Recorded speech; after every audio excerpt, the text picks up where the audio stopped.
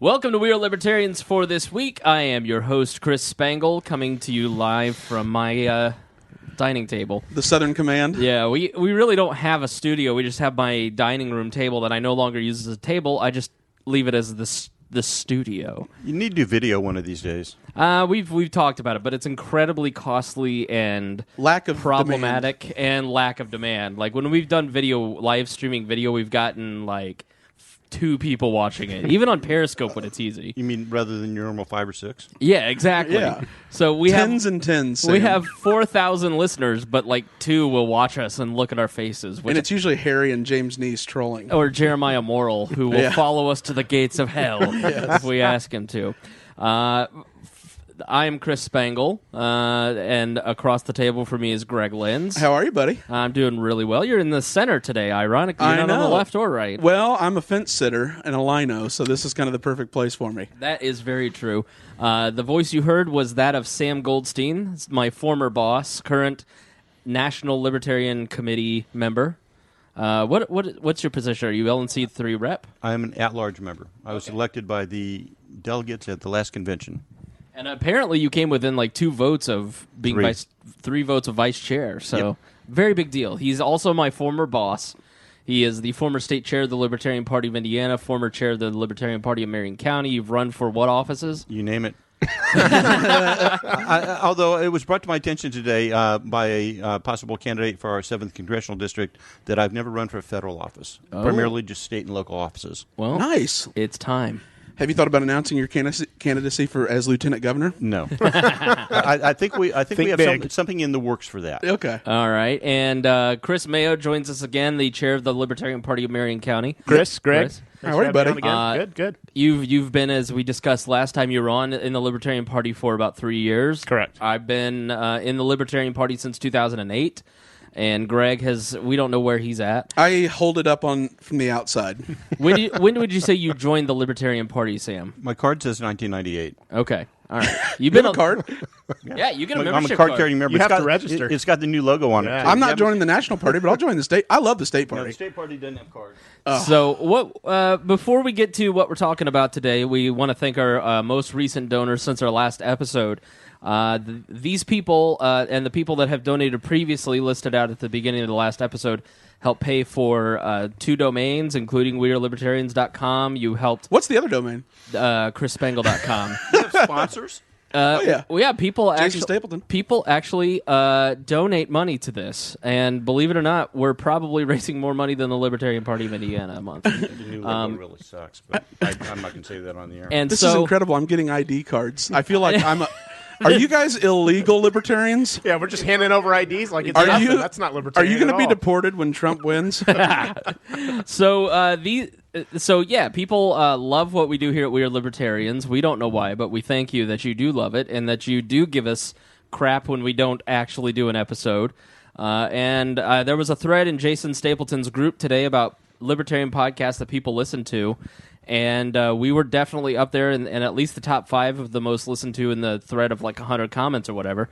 And so that's really cool. So thank you to all the people that mentioned us in that thread. And someone asked Nick Gillespie if he would ever consider coming on We Are Libertarians. Really? Like, we should be, right. he should be honored to be invited. It should be on I his just list. like the way it was phrased, because it was not that we should be begging Nick Gillespie to come on. Which is the way it should be. yeah, Right. totally. But I thought, we are totally faking these people out. It's wonderful. I know. So we thank you all for your support and support from just downloading the podcast, rating and reviewing in iTunes. That helps us out a lot. Giving us a positive review. Negative reviews don't do anything good for us, so don't do that. And sharing it on Facebook, going to WeAreLibertarians.com and checking out some of the resources that we've got there, like campaign training. We've got How to become a libertarian. How to become a libertarian. $25. Libertarian resources. But these people went above and beyond, and they helped. And thank you, smartass. ChrisSpangle.com is actually the main account. I know. in I which just joked 'cause all of it's- it is paid through. You didn't mention it, and I always laugh because I'll add that to the feed. And then when I add it to a feed, Right. I'm like, oh, it's not We Are Libertarians. It's and then there's a Chris Spangle podcast, in case you were wondering, Right, yeah. which is good. Yeah, if you go to the Chris Spangle show, you can download that. There's nothing in there. Stay tuned. One of these years, I'll get around to it. But So these people donated, and their money went to renewing the domains and also putting advertising on that last episode with Rex Bell, which we got tremendous response on. A couple of people saying it's the best episode we've ever done, and it certainly was not because of Greg and I. It was because of Rex. Until tonight. Yeah, and now Sam's here.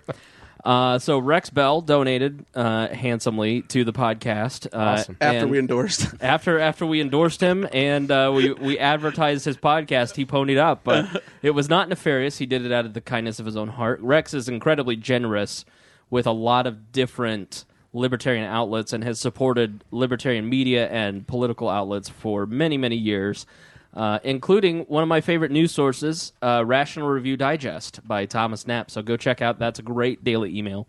Melissa Hubbard, who's been on this podcast, another former alumni, she donated on... She was... what episode? It was the one... July of 2015. We helped her talk about her experiences in battling city government and when she got Mayor Ballard elected. Yeah, as a dominatrix. Yeah, that was a great episode. I loved that episode. Chris Lane, one of my biggest fans. He is he runs the Twitter account Blocked by Chick, which is a great... Chris is very funny. Yeah. Dennis Bynington and Kirk French. Chris, Dennis, and Kirk are all monthly contributors through PayPal. And you can become a monthly contributor at wearelibertarians.com by donating through PayPal, or you can pay per episode on Patreon. So if we don't do our work, then we don't get paid. How Cough, libertarian cough, is that? Roger Paxton. Yeah. Cough, cough. I'm not going to donate to the PayPal, so I'm going to make you set up a Patreon, and then when you do, I'm going to add extra hoops. So And then it's remained empty. everyone should go to the Lava Flow podcast and don't download it. Yeah, it's amateur volcano podcast. It's, Right. It It's may about- not be your thing. You got to remember, this is a guy from Arkansas that's living in New Hampshire now. He's probably half frozen. Oh, that's right. Yeah. Well, Roger, I hope you get frostbite. true. No, we love Roger. Download the Lava Flow Yes, podcast. it's It's excellent. very good. But we will continue to make fun of you until you make good on your word. I mean, I'd hate to think that your word doesn't mean anything, Roger. So How long does this commercial last? that's it. Okay. All right. Thanks for Sam. See, Sam is Sam points out the obvious, which makes some people in our local party uncomfortable because when we have local events and someone's talking, Sam will be the one that will say, "Would you just shut up?" But I loved when he was the chairman of the party, so I was the executive director. So I executed the directives of the state committee, and he was chairman of the committee, which which was supposed to set all of the direction for the party. But really, I did all the work, right, Sam? Absolutely. Yeah. That's what we paid you for. Yeah, exactly. So The big bucks. right. And so Sam and I worked very closely on a daily basis, and I, at the time, was a scared little kitten afraid of my own shadow, and so I was very afraid of hurting anybody's feelings ever, and wanted everybody to be very happy all the time. So I'd call Sam and be like, "Sam, can you tell this person no for me? Because I don't have the emotional ability to." I remember one time I was walking out of the Museum of Science and Industry in Chicago, and I got a phone call saying that, "Oh my God, this girl that does part-time volunteer work for us is a Nazi." That's Remember right. that one? Yes. I said, "Chris, come on, handle it. I'm on vacation. Janelle. Probably shouldn't mention names." Yeah. Well, I don't know how not you worth guys it. do it. She's a proud declared Nazi. I mean, she's What? Janelle Antis. Yeah, She traveled around with some guy that wrote a David- book denying the Holocaust. David Ickes. And they're in the party. No, No, not anymore. Oh. she did some part-time volunteer work for us 15 years ago. 2008. Yeah. Wow. Or 2000. Sometime it was a long time ago. 07, 08, yeah. Then you aborted her. Yep. And then I was like, well, she left the party because the party didn't support her right of free speech, which was kill all the Jews. How do you feel about that, Sam Goldstein? Well, I kind of don't like it, but she was a good-looking Aryan young lady. Yeah. She Long was blonde hair. she was the vision of so The genetic ideal, if you will. yeah. Absolutely. But she was less than unkind. Yeah, her and another gal, they would always come to the meetups, and that got all the INTJs really worked up on little computer nerds. She's just hot enough I can tolerate Holocaust denial. Yeah, I remember there was a rally. She showed up with all of her. It was a Tea Party rally, and showed up with all of her Nazi friends. Perfect. And we all were like, "This is exactly what we need Jim Shella to see." From Channel 8. He's this local reporter who is, well, he's a reporter He in loves this. Jim is a sense, sort of a, he's the main mouthpiece for the Republican Party and Democratic Party establishments. He's not a journalist. He's a PR rep. Right. But I did force him to say the word libertarian multiple times in an hour-long radio interview in 2000 when I ran for superintendent of public instruction. Sam was there at the hobnob. He tried to ignore us when they were calling the county chairs up on stage. Uh-huh. We went up. We all three went up and drew straws, and I drew to go up second. Right. So who went first? Was it the Republicans went up first? Correct. Always. And then after that, he immediately called the Democrat chair, and no, he didn't go up because he didn't. He knew he wasn't supposed to. He was third. So I'm standing there. I look around. I'm like, okay, what the hell? So I go up there, and I go up, and I said, hey, I'm third. And he goes, who are you again? I'm like, you've got to be kidding me, right? Oh, what a dick. Right. No, he is. Jim Shella, WTHR, or not WTHR, WH. The former Wish channel, the former CBS affiliate. Right. And this guy is in 2010. It was actually the anniversary of it was last week because it was in my remembrances on Facebook or whatever. And it was a rally that Melissa Hubbard had put on, previously mentioned. And Jim Shella showed up with his talking points, and basically it was that nobody knew what the rally was organized around, and that people were just mad, and that it was just sort of a cluster. It's not that he was incorrect. It's just that a journalist would show up and observe and then report. He came with a narrative already crafted before the event ever started, and then crafted in editing the narrative that he wanted. And so I had a 45-second quote where I was flawless, very good quote, in my opinion. And then at the end, I just kind of ran out of steam, and I kind of lost train of thought, and I stuttered a little bit. And that is the 5 seconds that he used in his clip. It wasn't the coherent thought.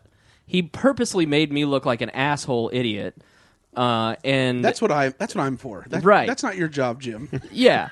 and so he is disrespectful and not a journalist.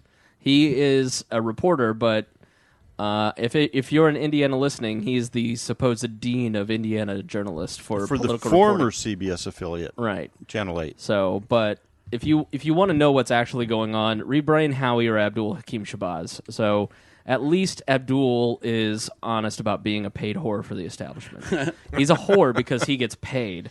He's not a slut. They do it for free. Jesus, this guy's grown up since when I hired him. Well, look at what you created. I know. You created Yeah. a monster. Kind of scary. I know. Abdul He'll is be drinking alcohol next. Don't you I know. think? How do you get him back on the payroll? fuck you. He's the strong man libertarians need. I know. You can't afford me. Trust See me. what happened? I make twice what I made, and I want more. And when you go to the doctor, you don't have to go into debt. Right? Yeah, I have health insurance. Wait a minute. I think we paid you a stipend for health insurance. No, you didn't. Maybe No, that- Was it No. $75 No, a no, month no. for med check? That was your predecessor, I think. Yeah, when I was hired in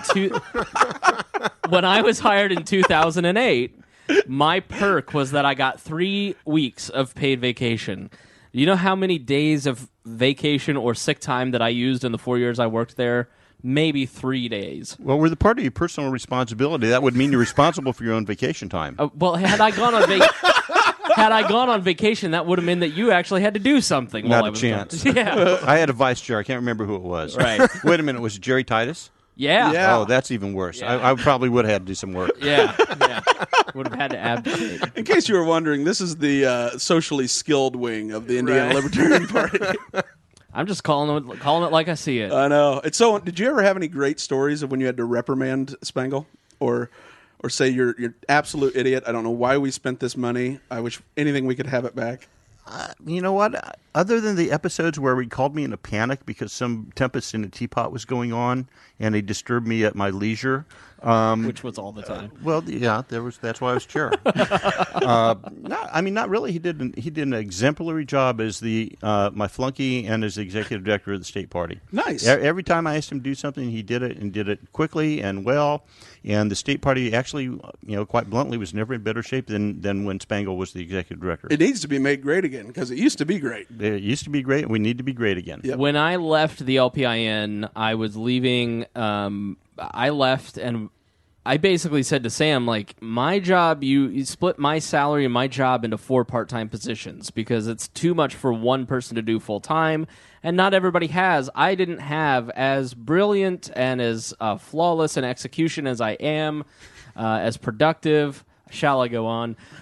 You cannot do all of the things that need to be done for a political party. The main functions of a political party are fundraising. You've got grassroots organizing, and in that is county party affiliation and volunteer management. Identifying new potential recruits. Candidates, which means you've got to recruit candidates, vet candidates, and train candidates, help them set up their organizations. Yeah, support them. That's a big thing. And support them and help them fundraise. You've got, inter-party things that need to take place, like managing the board, setting agendas, running meetings, making sure that election law is followed. There's the legal aspect. So there's a lot to running a political party. And so when I left, I said, hey, split this into 4, maybe 5 positions. And we did that, but then unfortunately kind of unraveled. So without a full-time person, it is very difficult for a political party or any really organization to function at the statewide level. It is. I think even at the county level, if you're trying to be active in a larger county, I got a board of, there's 6 of us, and I would say that out of the 6 of us, 2 of us are as active as we can be in a volunteer organization.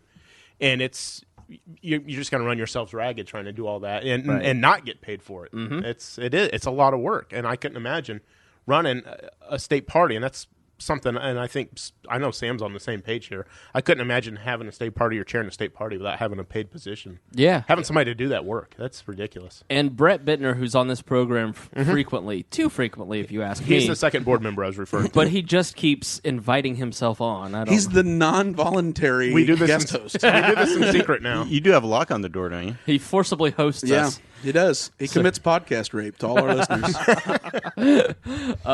It's so funny. The making of a murder, making of the murder. What is it? Making a murder. I apparently drove everybody crazy by mispronouncing it. It's making a murder, and I said making a murder, making the murder of a murder. I don't know. And you did 3 hours on it and can't get the name right. Brett goes. All right. So when do you want to do this podcast? And Greg are like, we don't. But we did it anyways because we wanted to make Brett. Yeah, we knew it'd get downloads. I didn't realize it when we did the homeschooling one, the one where he was just sitting on the doorstep when we got here. Mm-hmm. Who would have been great? What would have been great on that show was Jeremiah. Yeah, I didn't realize he was homeschooled. Right.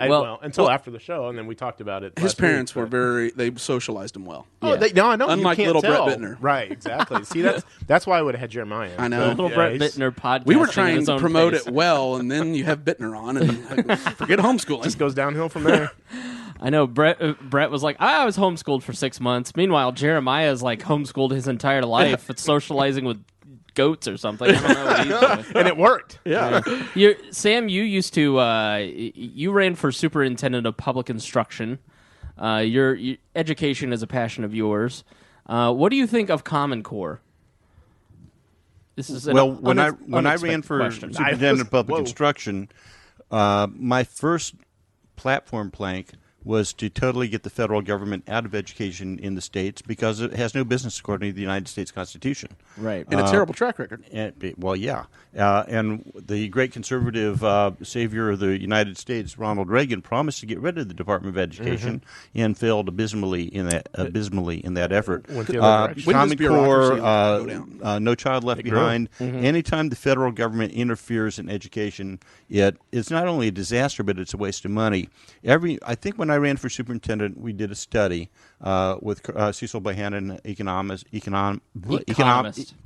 At Ball State University, and the study showed that for every $1 that we take in from the federal government, the schools have to spend $1.10 or $1.15 to live up to whatever requirements the feds put on them. Unfunded mandates every time. Absolutely.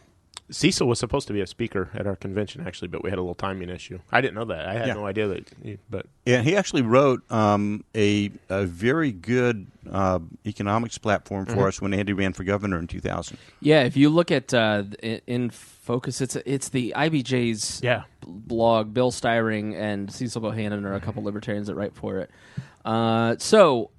Is Styring still alive? I haven't talked to him in ages. He is, yes. Yeah, he's writing for the IBJ's blog, as does Rob Kendall, which is where I learned about it. And I've been quoted in a Rob Kendall article for that website. So, Now, continuing our series on the Libertarian Party, so what we're kind of doing here is diving into the Libertarian Party. There's just so much analysis around the presidential races and everything else, and I just don't know that we're going to say anything fresh. I mean, I can't have another Trumper tantrum, as Melissa Hubbard coined. I'm announcing my support for Trump for the Republican nomination tonight. Really, as a Libertarian, Absolutely. You can't support anybody else. I fully support him because he will be the best thing that ever happened to the Libertarian Party. I know. Try telling that to Libertarians because he's nuts, right? Can I say bad insane? Yeah. Okay, he's bat insane. Oh, Yeah. you added a word. Yeah. I'm sorry, Sue. Oh boy! I promised my wife I wouldn't do that. Free Yeah. podcast. Yeah. Now look, you put Chris to work. I know. That's okay. We'll try and not curse. But you're right. He is. He's bat insane. Like, he's just crazy. And I can't get him to understand this. He thinks that he has actual policy. Oh, I am. Yeah. He thinks For that he has libertarian purposes. Strumpet or trumpet?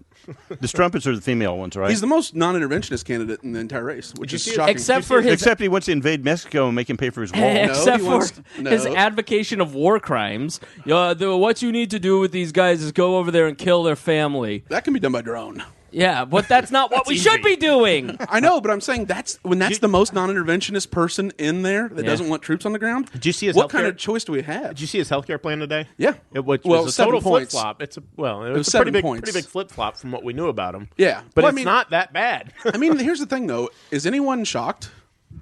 He manipulates the media better than anyone in the history, probably, of modern press. Yeah. He's changed the American campaign for president for what I think is the worst. I don't think it's at least for the there's better. choice now, though. If his campaign forces the disintegration of the current Republican Party, I admire him for Bring that. it on. And I would argue that was inevitable. This has accelerated it. We've talked about in previous podcasts long ago about there's a book called Lincoln's Melancholy, which is a great book about Abraham Lincoln and his coming up through the political ranks and his struggle with depression. And it focuses a lot on the Whigs and the demise of the Whig Party and the rise of the Republicans. And what you see in studying the demise of the Whigs, it's a lot of the same telltale signs. People weren't Whigs. They weren't proud Whigs. They were conservative Whigs, or they were Trump Whigs. Southern Whigs who supported slavery and states' rights, or the Northern Whigs or the Free Soilers. And so what you had was a total diaspora of pockets of Whigs, and they never could find consensus. And that's happening to the Republicans now. You look at the two major parties, it's very clear the that old parties, the please. two old parties, that you don't have. America is not a two-party system anymore. Even within the two parties, you have these massive ideological differences between a Jeb Bush and a Ted Cruz and a Donald Trump, and all. It's split into a bunch of different camps. Well, the Republican Party has lost its intellectual founding. The modern Republican conservatism. So long, you nailed it, Mr. William F. Buckley himself. No, I'm not. I respect him. That Donald Trump is the man to return us to an intellectual society. No, to make the GOP great again. Right. No, my contention all along has been the job of the president. It's not domestic. How Congress handles domestic issues. Like, he can go out and use the bully pulpit to swing people one way or impress someone to get their vote. But the job of the president any longer, and President Obama's experienced it firsthand, is foreign policy. You don't have the luxury of being focused on welfare policy. That is for your team, and you have to worry about the way the world Russia taking Ukraine out of nowhere. Crimea out of nowhere. You don't have that luxury to sit in meetings on how best to structure welfare. And so with Donald Trump, I heard Rand Paul and Gary Johnson I support. I mean, it's not like I'm only going to support Trump. Like, I've always supported Gary, and he's only gotten better as he's been with the party, and he should be the candidate of the Libertarian Party because he's the only one with executive experience. Right. But I look at Trump and I say, well, who's in there that's non-interventionist, doesn't want to put troops on the ground? Hillary Clinton has a plan for regime change in Syria, and she's this one championed as promoting feminism and common sense. I mean, the campaign when Bill got elected in 91 or 92, but there was somebody that either killed themselves by shooting themselves in the stomach with a gun, or was gonna there were rumors of dissent. Roger Brown. And I just think the Clintons are the dirtiest people in American politics. I don't think that Marco Rubio, he's a neocon. That's a failed ideology. Mm-hmm. Ted Cruz is unelectable, and if he went in, no one on either side would support him. No, right.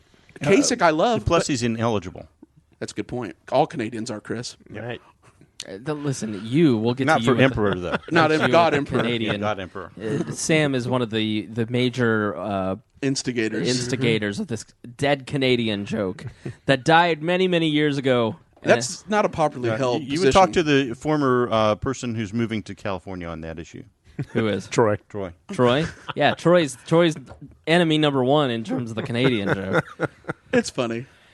Nope. A Canadian goose shit on your car this week. Okay, that was funny. Yeah. I walked out on one of its own. On one of his own, right? found his car. I walked out. Smells Canadian. And two Canadian geese are there honking, and I immediately get hostile and start barking at them like a dog, which is what you're supposed to do. Treat them like How does he know how a dog barks when all he has around here is cats? Filthy animals that they are. And it flew up on top of my car and then took a giant shit. Yeah. So great success. Yeah, I hate those things. Yeah. So anyways, but yeah, Did you call him Ted?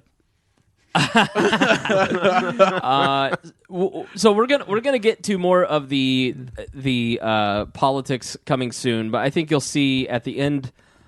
Basically, in the next couple weeks, the race is going to be over. After 2 weeks from now is winner take all. They're winner take all states. So when you trot out the Mormon loser, you're getting desperate. And he fails. Yeah. So Mitt Romney has come out and has criticized Trump pretty strongly out of nowhere. For him, extremely strongly. And he's never been like a guy who wants to be divisive. And he is really going at Donald Trump full-throatedly for only endorsing him. In and 2012. they were bros like three years ago. I mean, he sought his endorsement. He gave it to him. He was never critical of Romney, and then Romney just unloaded. Didn't Romney have to get down on his knees and beg though? We'd only found that out though now. Yeah. That's what Trump says. You can't take Trump at his word. Trump's a he's going to be the next POTUS. Are you kidding me? Yeah, he is a God POTUS. Mitt Romney is completely right. The guy is a giant phony, and if you haven't watched the John Oliver piece, it's at wearelibertarians.com, and he exposes him for the complete fraud that Donald Trump is. His whole company, he's a fraud. He's a sham.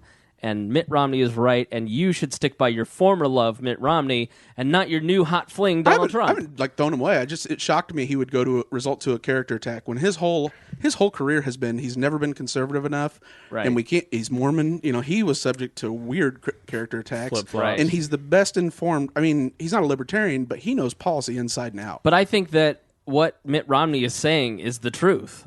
I don't think that it's character attacks, and I wouldn't do that to somebody unless I was struck first. I just thought it was odd because Donald only endorsed him. He raised money for him, and he didn't say a word about Romney ever. Why is Romney endorsing one of the other candidates? No, that was his first words. All of them except Trump, right?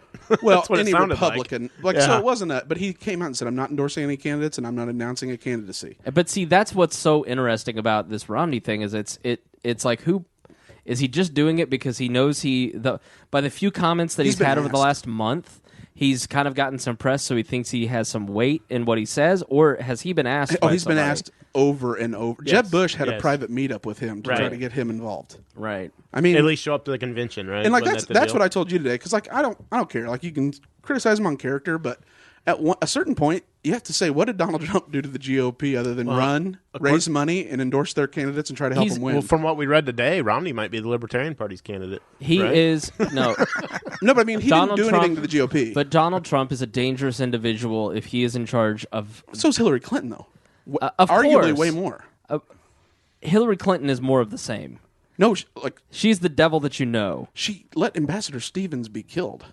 Yeah, she's more of the same. That's exactly what happens under Republican. So, and Democrat on a moral planet, if you're going to compare morality, one says mean things about people, the other one lets U.S. ambassadors die.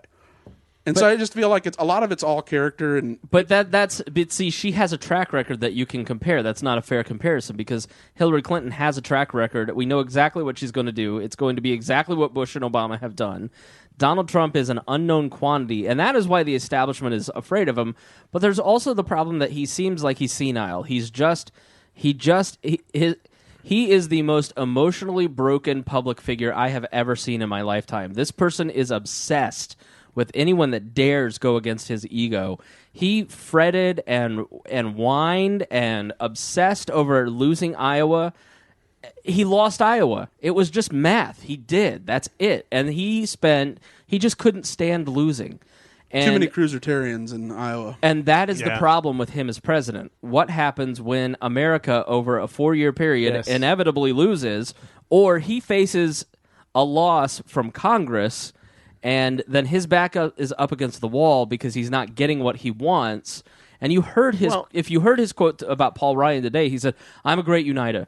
I don't know about Paul Ryan. I'll work great with Congress. I'm sure Paul Ryan's a great guy. We'll get along."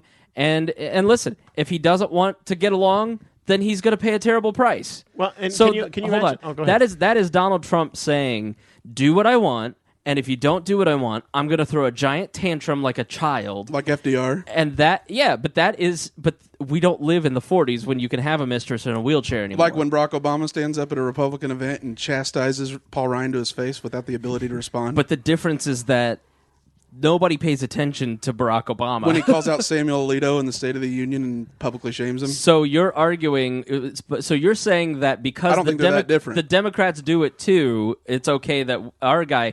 See, what I think is happening with Trump, with all you Republicans, is that Trump is a catharsis. He is your version of Obama. He is the 2008 version where Democrats for so long had been beaten down, and their party had been beaten down and lost and lost and lost. And then it just felt good that this young, energetic guy could help unite us and bring us together, and they were going to win. And he was arrogant and self-righteous and wasn't going to stand up.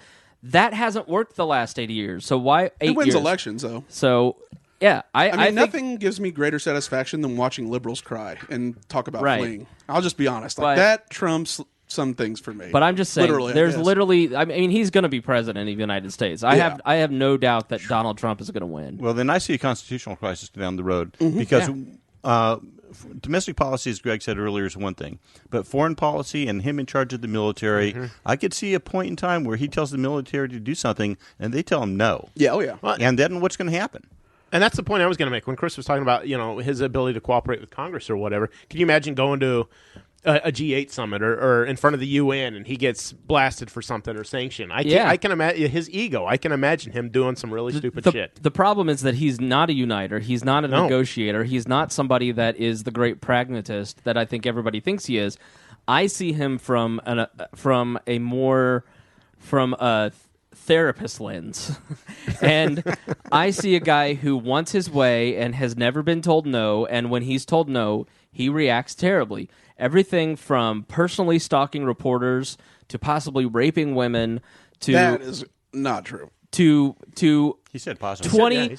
It's the Mexicans that are doing the raping. We know that. 25, 30 years later, some guy wrote in a now-defunct magazine that he had short, stubby fingers, and he's still writing him, circling images of his fingers, sending it to him, say, "So you don't have stubby hands." That's psychosis. That is not somebody that you want in charge of the military. And I don't know that he's worse than Nixon, though. But we didn't want to do this as a show. I know. We invited Sam on so we can chastise the national party. It dominates the media right now. I know. Let's be better than the existing media and falling victim to exactly what he wants. I know. Good All luck. right. And Sam, I'm sure, doesn't care about Trump. It's irrelevant. No, actually, I'm supporting him for the Republican nomination. Yeah, but you're not going to donate. No, I would not do that. No, it's Bernie, I'm telling my friends. Bernie and Trump all the way for the Libertarian Party. Just like the Free State Project state. Well, Clinton's just as good as Bernie, I think. Yeah. For the Libertarian Party. that indictment and jail time will come in handy for whoever. Yeah, like she's going to get indicted. Yeah. That's for us people, not they. So we want to talk about... So we talked a little bit about what it's like to be a candidate and successful party structure with Rex Bell in his area, and we're by no means going to flesh all this out and give you every detail, but we do want to give people... I think a lot of our listeners are going to be looking for a third alternative, and I don't think that a lot of our listeners are Libertarian Party members. I think for whatever reason, a lot of our listeners are new Libertarians, they're Rand Paul Republicans, they're politically homeless, and, I'm not saying I am definitely in the Libertarian Party because, first and foremost, as flawed as the Libertarian Party is in my estimation, and as crazy as it sounds that a third party could win, I do think that a third party is possible and will eventually happen. And if you just push and keep fires lit, eventually history catches up with you and people start paying attention. The Republicans were a third party when they started. Exactly right. And I think we're there. So I am definitely a third party Libertarian Party person, but I don't think that you need to be. I'm perfectly content with our listeners being Republicans, independents, non-voters, Democrats, Republicans, whatever, Libertarian Party faithful. But I do think that every libertarian should have a functional understanding of what goes on in the Libertarian Party. What are the good things? What are the bad things? What needs to be fixed? How it works? All that kind of stuff. So we brought somebody who is a former state chair, a current National Libertarian Committee member at large. I'm a former executive director of the state party. I've been involved in the Libertarian Party politics heavily for 4 years, not so much the last 3. President of all libertarians at one point. Right. And Chris, who is a newer to the Libertarian Party compared to like Mark Rutherford or Rex or Sam, Sure. but has a position of leadership at the county level. So I want to give an idea to people of what it's like to be within these party structures. I want to start with the National Libertarian Party because there's so little media surrounding the Libertarian Party and its inner workings. There's only one website out there that is it's Independent Political Report, and that is kind of the only place to get third-party information, Libertarian Party information. And we want to change that. To be quite honest, it's very skewed towards.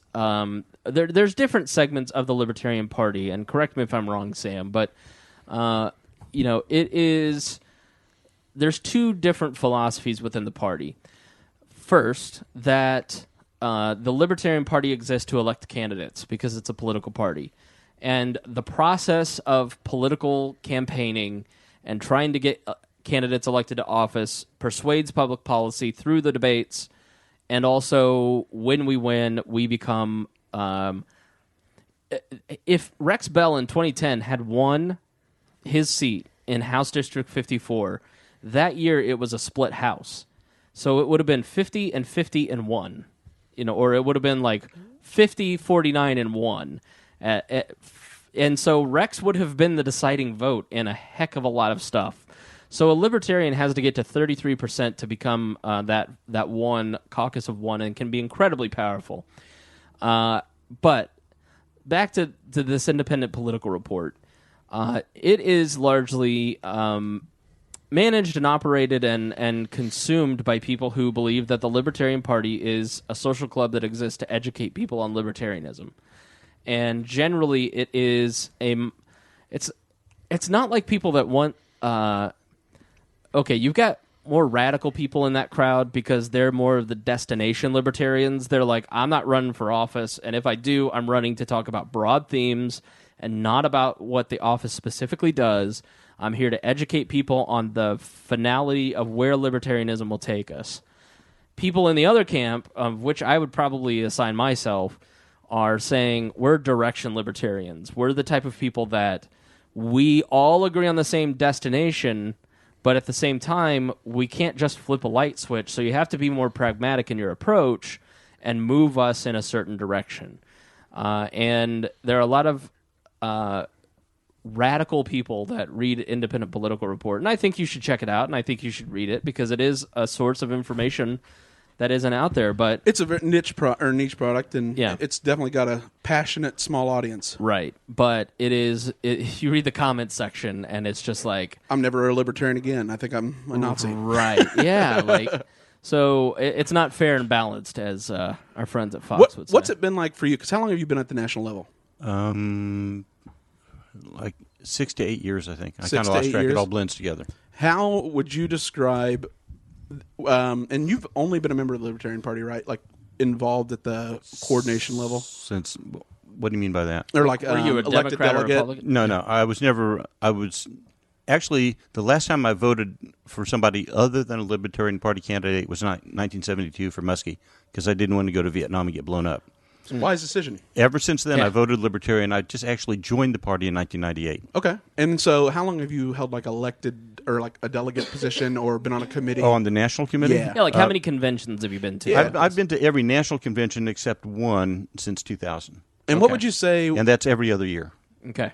How did it, like, I'm sure you went in idealistic, thinking this is a group of like-minded people that are committed to... Well, most people join any organization do that. Right. And then how has that differed or evolved as you've been involved? Well, I mean, as Chris said, there's a distinct division in the party, and between pragmatists and anarchists, between. Well, I think the working terms that everybody kind of falls into are radicals and pragmatists. I mean, and I don't know that either group would necessarily like that term, but that's sort of what the radicals have given themselves the radical caucus. We've kind of just called ourselves pragmatic. And is there not room for those two to coexist within the party? Like, is it a resource constraint that no? I mean, there's generally, for the most part, people get along well. Yeah. And when we have our national convention at Orlando in May, and we nominate Gary Johnson to be our presidential candidate, there are 11 people running, but ultimately I think Gary Johnson is going to be our candidate. 98% of the people in the party will not behind him. There will be a few people disgruntled that will go off, but you find that in any political party. Oh, yeah. I look at the Republicans; they're self-destructing. The leadership is going off. They're the majority, or the minority going off the deep end. You know, just over my time on the national committee, I have seen 3 or 4 different chairs of the party. I've seen a very wide range of personalities from both camps, ranging from Star Child to Dan Weiner from California, and everybody in between. And there are people who are team players that will participate in the unending discussions on any particular motion that's made. But then once that decision's made, we move forward and go on and do what we need to do.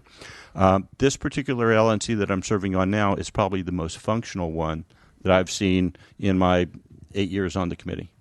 Why? In what way? Well, a lot of the most divisive personalities that were on a couple of the prior LNCs are no longer there. Mm-hmm. There are people there that are actually focused on getting us ballot access in states and getting candidates on the ballot. We have changed compensation structures for various people who are employed by the party at our national headquarters to emphasize running candidates rather than educational programs. Right. We have actually hired a person who is a state affiliate coordinator that will work with individual states to help them develop their internal political mechanisms and websites and databases and stuff. So we are moving forward much more positively on this LNC than I've seen in the past. Yeah, because part of the problem is you go to a state like South Carolina, where if you're in South Carolina, look up Stuart Flood. I think he's probably got to still be involved, right? Yeah, he's not talking to me right now. Okay. What'd you do? No, you don't know. It's I looked up the slander and libel laws after he attacked me on IPR a couple weeks ago. He's an IT guy. Sam's head of the IT committee. I'm guessing that's probably where it comes Something down. like that, yeah. Oh. But you know, in a state like South Carolina, there's only a couple people that are active in the whole state for the Libertarian Party, and you know, but here in Indiana, Indiana, Texas, California. What are some other strong states? Virginia, Arkansas, North Carolina, New Hampshire, obviously. Not New Hampshire. That's aggression. Voting is aggression. Trump in New and Hampshire. Sanders. Yeah, that's true. Free state. There are quite a few states that are very active and run candidates. Of course, it's very difficult in some states. In Indiana, we have the luxury of having ballot access, unlimited ballot access. Right. We don't have that in a lot of other states. For instance, I actually serve on the executive committee of the Libertarian National Committee, so that's one of 7 people, the 4 officers, and 3 other people that are on the executive committee. This year, we just finished up getting ballot access in Oklahoma for the Libertarian Party on a party access for the first time since 2000. Wow. This will be the first year in Oklahoma that the voters in Oklahoma will have a choice for president for somebody other than the old parties. We spent $105,000, almost 10% of our national budget, getting that ballot access for between one state. last year and this year for one state in How Oklahoma. long does that last? That lasts until November 10th or whatever the day after the election is in 2016. So it's for what do you one have to do cycle. the next cycle? Same thing? Well, we have either our presidential candidate has to get 5% of the vote in Oklahoma, or we start all over again next time. But how do you justify spending 10% of our national budget for one state for ballot access? That's a good question. There are people in the committee that are very myopic about getting 50-state ballot access, and honestly, no other political party has done that since the Socialist Party in the early 2000s, or 1900s, I mean. Right. Eugene Debs and that group. Right. That group, yeah, nice Indiana boy. That's right. Yep. But so and there's something to be said for. I mean, we initiated this process way back in August, and it was only supposed to cost us $40,000. And one gentleman donated $30,000 himself toward the cause, Richard Winger, of a Ballot Access report. But I think it's Ballot Access News. Yeah. But yeah, look up that site. Yeah, too. he's a great libertarian and donated a big chunk of money toward ballot access, in particular for Oklahoma. And the LNC matched it at that point. Because of the nature of politics in Oklahoma, our petitioners were obstructed at every point where they were trying to petition by government officials, by police, telling them they couldn't petition on public sidewalks, they couldn't petition in front of public offices, violating their right of free speech everywhere they went. Wow. So it developed into a very expensive and very much longer process than we thought it was going to be. We needed to get 25,000 valid ballot signatures in the state of Oklahoma. We ended up turning in about 43,000 because of attrition, much smarter than Todd Young, who really should not be on the ballot for U.S. Senate in the Republican primary here. If he were any other party, he would not be. No. If you look at what... And if one of his contributors had not been on the state election commission, I bet he wouldn't be either. I wonder who pulls strings like that. Didn't the state of Oklahoma throw you a bone there, too, there at the end? I thought they... Honestly, the amount of the signatures you needed, or something. No, actually, last summer, last summer, the legislature actually, or about this time last year, the legislature actually voted to reduce the number of signatures down. So 25,000 is when it went down from 48,000. Right. So other than ballot access, what are some of the other competing priorities that are discussed on the LNC? Meaning. There's always on any committee, especially a committee of this size, of this diversity, for a national party, there's going to be a lot of different mission statements. Here's what the Libertarian Party, the national party, should do. What are some of those competing interests? Well, I think the primary focus of the group is to get people on the ballot and get people elected to public office. I've seen that focus, at least in this LNC, more so than in prior ones. As I mentioned, change in compensation structure has encouraged certain people who work for the National Libertarian Party to go out and get more candidates because their compensation partially is based, or their bonuses are based on how many candidates we run. So we are now having candidate training and recruitment sessions around the country. I flew into Washington back in November and taught a couple classes at the first one. They asked me to go to the last one in San Francisco, but it was on Valentine's Day, and certain people in my household objected to that. I wanted to save my marriage, so I didn't go. How libertarian that we weren't aware it was Valentine's Day. A lot of libertarians won't have anything going on. We pointed that out to them, and they said, well, you could bring your spouse with you, but it wasn't like in downtown San Francisco. It was out by the airport somewhere. So holiday weekend. So, Chris, you say to Mrs. Mayo, honey, on Valentine's Day, I've got something really romantic set up for us.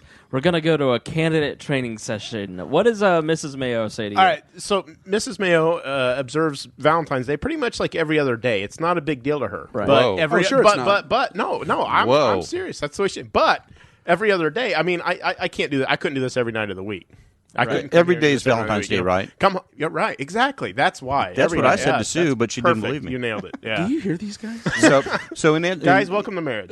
In answer to your question, in further answer to your question, Sorry, we now for the first time have he's actually a contractor, but a staff person that is in charge of state affiliations, of working with the states to improve their ability to function as legitimate political parties. I was state chair for 4 years. And I was vice chair for a couple of years under former Godfather Mark Rutherford. Mm-hmm. And by the way, I did all the work when he was state chair. So don't let him tell you anything different when he's run for national chair. But we have moved forward into, and this LNC has done a lot more than the prior LNCs that I served on or even observed as state chair. I used to tell people when I was state chair, don't give a nickel to the National Party because they don't do anything for the state of Indiana. I about fell out of my chair when I said, Sam, I really want you to come on and rip the Libertarian National Committee. I want to hear all the dirt. Here's what's going wrong on the LNC. And he goes, actually, no, the LNC is actually pretty good right now. And I about had a heart attack because I've spent my whole time in the LPIN with Sam going, give them $25 to National and then don't give them another dime. and my attitude is somewhat mellowed Primarily because age will do that. Well, age will do that, and they're actually doing some stuff. I mean, it's not as good as it could be, obviously, and blowing $105,000 on ballot access in Oklahoma when we're looking at $65,000 in Illinois, $50,000 in New York. Even a little state like South Dakota, we're spending $15,000 or $20,000 in. My gripe there is that the LNC does not require those state parties to do more for themselves. Right. The state, in fact, the state party in Oklahoma did not live up to what their promises were to the National Committee last summer. They did not get their voluntary ballot signatures themselves. They didn't live up to the fundraising they were going to do. That's one of the reasons why we had to spend so much money. It's no surprise. This is 2016, right, guys? Right. Is there going to be, unless Trump becomes emperor, there's going to be another presidential election 4 years from now, right? I'd say 50-50. Yeah. Okay, well, assuming we'll there come is. back to touch and go.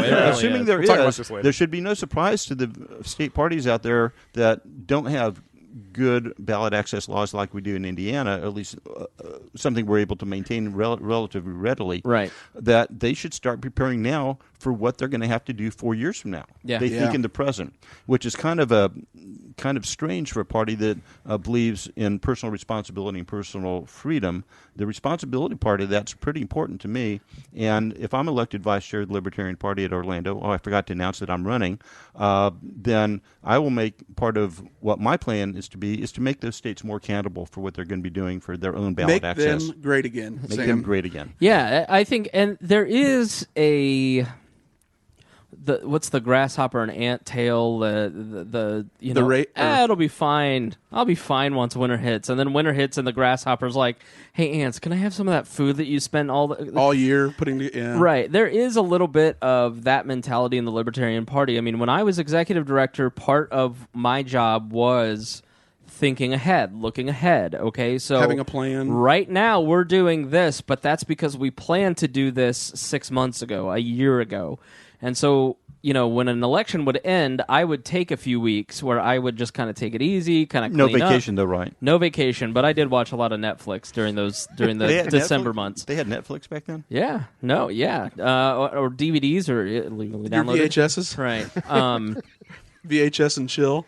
Trust me, in December, when you're executive director of a political party and you call somebody in December, they do not want to talk to you in December. They start calling you around January 15th. But when they start calling you at January 15th, you better have stuff for them to do, And so this year I saw our local state party start doing the call out for candidates like this month. And I'm thinking it's like February, March. You should have been calling out for candidates last October. You start calling for candidates before the last election. You start picking people up. You start funneling people to running for office. Ouch. When did we do that? That sounds like the class. That sounds like the class I taught in D.C. I'm not saying you, Mayo. I'm saying because we did that in what, January? The first paragraph of my candidate recruiting class was, well, the election just ended. Now it's time to start thinking about a year from now. Now it's the time to start recruiting candidates for next year. Maybe you need to hold one here in Indiana. Yeah. Why don't you do your job? Because we actually have ballot access and. So you constantly have to be thinking ahead, but when it's a volunteer organization, politics and any organization, any nonprofit, I promise you, if you support a nonprofit that helps combat slavery, sex slavery, if you not the Confederate Party, not like the Confederate slavery, Greg. Of course, your mind immediately goes there. That would be the Democrats, right? Yeah. Right. Or if you support a charity that is a domestic violence shelter, or if you support a charity that is an animal shelter, I promise you they don't have enough hours of volunteer time or money to do everything that they need to do. They're halfway to where they need to be all the time. And political parties are no different, and that includes Republicans, Democrats, Libertarians, Greens, any progressive, organization, any organization, period, even for profit. But if your local Libertarian Party doesn't have, even if they have a full-time staff member, which I promise you they don't, because Bittner and I were the last two of any state organization that had a full-time guy, and we left 2012, 2013. I believe Minnesota does now.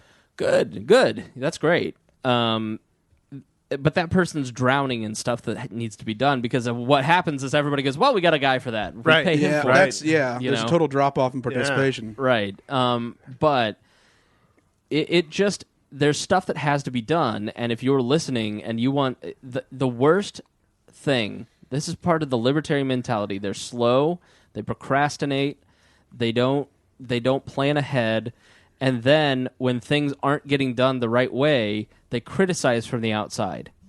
And then they go, well, I just can't believe that I didn't have more candidates on my ballot. It's like, well, did you make any phone calls to help recruit candidates? Did you run? But we have a guy for that. Right. Yeah. There's not a magical candidate fairy that flies around and hits you with some candidate dust and makes you run for office. But I think, though, part of that, isn't it, that you don't necessarily know how to begin and what's the most effective strategy for candidate recruitment a lot of times? That's why they should have gone to my class. Yeah. Well, and there is a learning curve, I think, and it's something I experienced being new, and I guess you can consider that a perspective of being a little, maybe being a little bit new, because you kind of dove in the outsider. deep end. Like Marion County is the biggest libertarian county level party in Indiana. Well, I had for most members. There was fortune and misfortune there. I had the fortune of being in Marion County where there is more people to pull from. We're more active.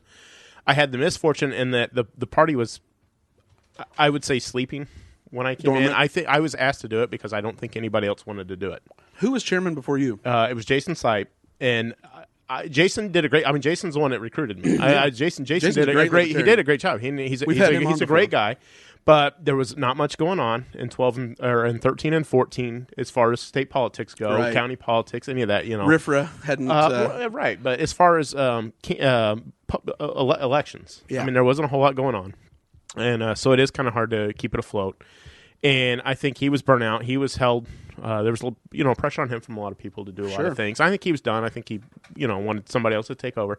I was asked by Evan and several other people. Burned out on liberty. But it's possible. Ask this guy over here. It is possible. It absolutely is. And because you're never thanked, it's just I'll do all. I mean, granted, it's different when you're paid, but still, it's not like you didn't go home and hammer away.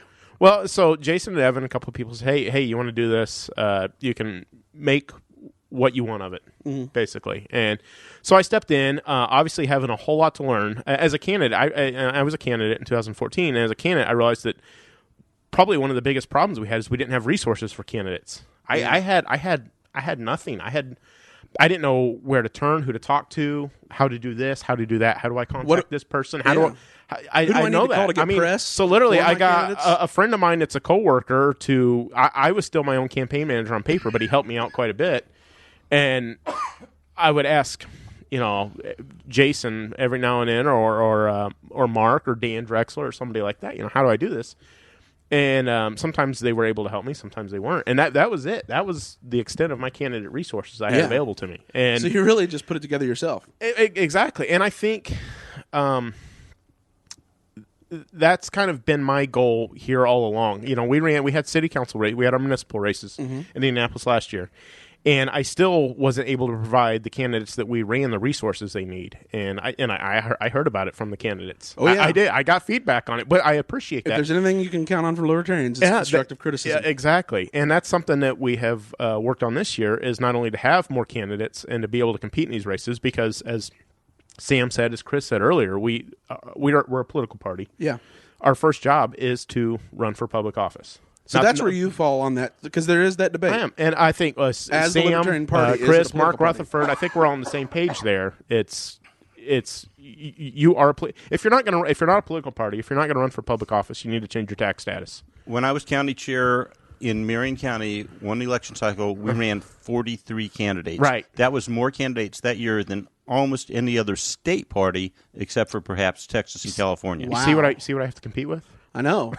But he had a minion. Not when I was county chair. County chair? You had that many? Yeah. And at our county convention last year, I remember this very well. This guy right here at the end, when we had our kind of closing statements, he made it clear that he was disappointed that we didn't have more candidates. I kind of shamed some people. You did, and it was. I didn't take it personally, I didn't get butthurt about it. Yeah. But I thought, you well, and I know, I understood that, but it kind of set the tone for me. Well, you motivate we have a lot to strive for. I know what's capable of. Why haven't we grew it? Well, exactly. Indiana, the Libertarian Party of Indiana has a great opportunity this year to run more candidates than any other state party.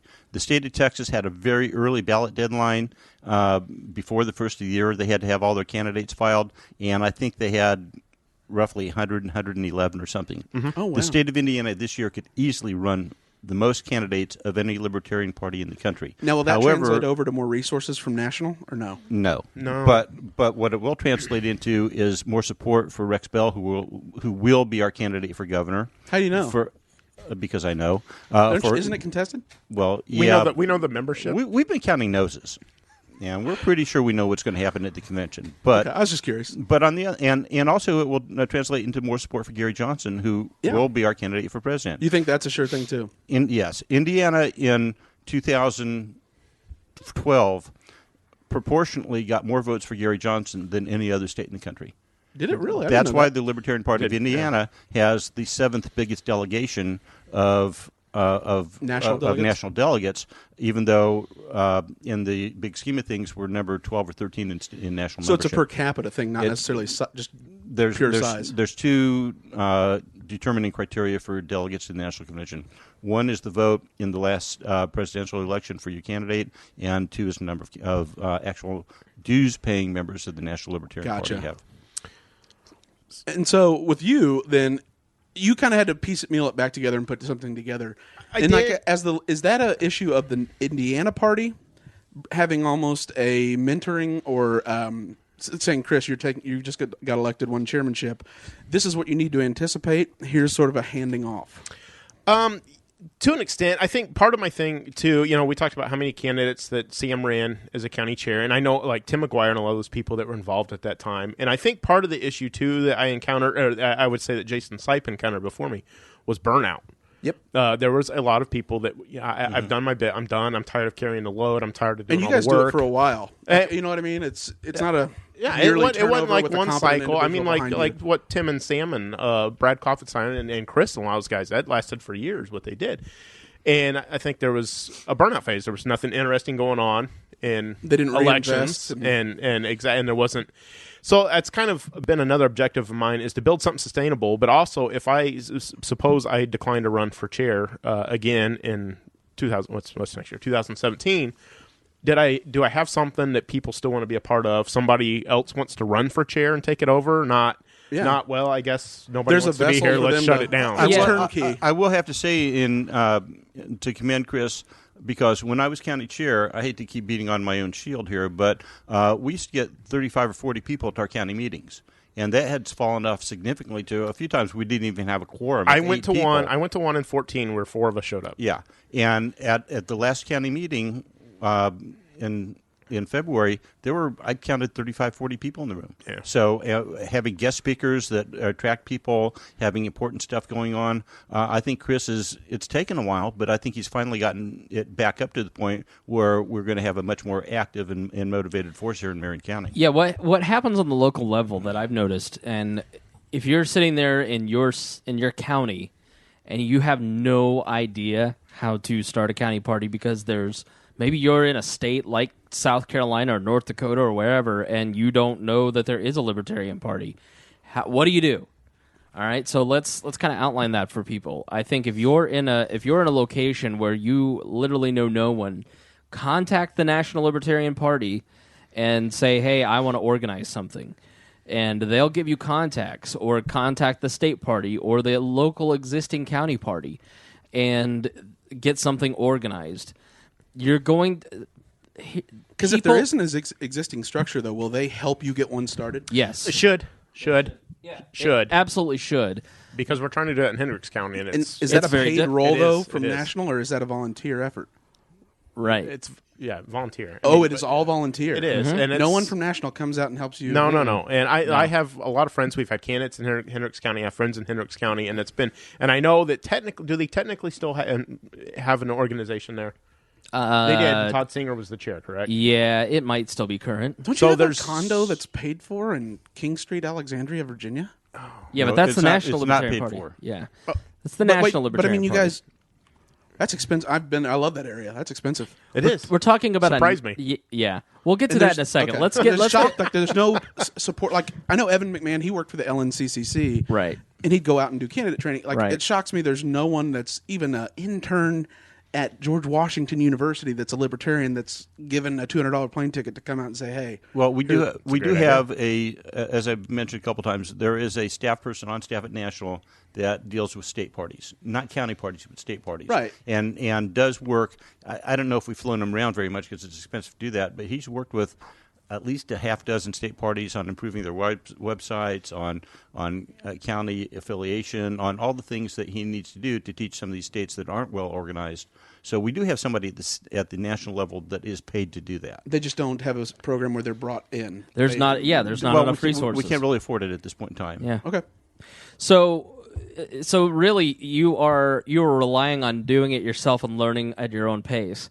And the problem, I had Brett with me. But see, here's the thing. Yeah, it's literally and figuratively. It is not.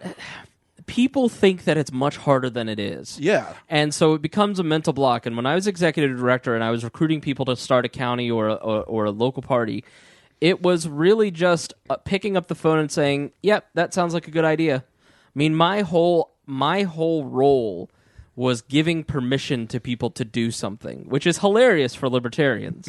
Like the fact that people want to call. They called me and they said, "Is this a good idea?" And I would say, "Yes." And if I didn't know, I'd say, "Try it. If you fail, who cares?" And so hopefully it's not noticed. Right. And so what we did... Yeah, we just had Nazis at our last party. You're going to be fine. Right. What we did is we built the libertariantrainingcenter.com, and we've put all that stuff on We Are Libertarians. Because when I joined, you helped Joe with candidate training resources. Yep. Yeah. Candidate training. We put together a ton of candidate resources. We've got that at wearelibertarians.com. We've also got when I worked at the Advocates talking about how to convert somebody to libertarianism. We've got my work there too.